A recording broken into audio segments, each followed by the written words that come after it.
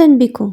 التأم دكاترة عاملون في قطاع التربية الوطني أمام مقر الوزارة الوصية في وقفة احتجاجية الأربعاء بالرباط للمطالبة بتسوية ملفهم وإدماجهم في هيئة الأساتذة الباحثين في التربية والتكوين. سمية المحمدي عضو الرابط الوطني لدكاترة وزارة التربية الوطنية قالت إن الأساتذة المحتجين فوجئوا بمخرجات اللقاء الذي جمع بين اللجنة الوزارية والنقابات الأكثر تمثيلية حول ملف الدكاترة، داعية الوزارة إلى تسوية هذا الملف تسوية شاملة. وأوضحت المحمدي أن عدد الدكاترة ليس بالكثير ولا يتجاوز 1700 دكتور راكموا خبرات بيداغوجية وتربوية ولهم من الكفاءة ما يؤهلهم للنهوض بالمنظمة التربوية.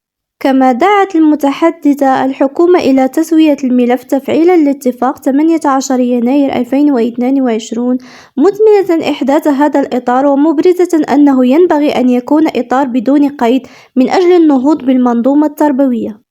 ومن جهتها أشارت فدوى الحمدلي عضو الرابط الوطني لدكاترة المغرب إلى أن الوقفة تأتي من أجل تذكير الوزارة بعهودها السابقة، خاصة اتفاق 18 يناير الذي يقضي بإدماج جميع الدكاترة في إطار أستاذ باحث. وأوضحت الحمدلي أن الحلول التي يتم اقتراحها حاليا سبق أن تم اقتراحها وتخلف ضحايا في هذا الإطار، مجددة التأكيد على رفض هذه الفئة إجراء المباراة.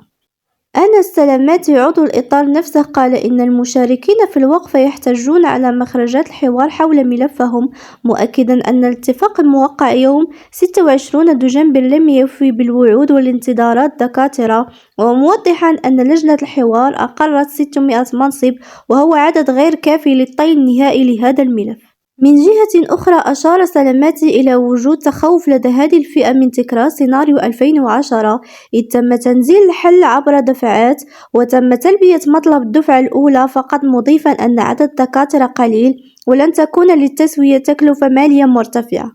وتابع المتحدث ذاته بأن هذه الفئة لها خبرات كافية لولوج مهام متعددة منها التدريس في المراكز الجهوية والتكوين المستمر، مطالبا الحكومة برفع عدد المناصب إلى 1200 منصب أو أن تلجأ إلى حل شامل بإدماج جميع الدكاترة في هيئة الأساتذة الباحثين.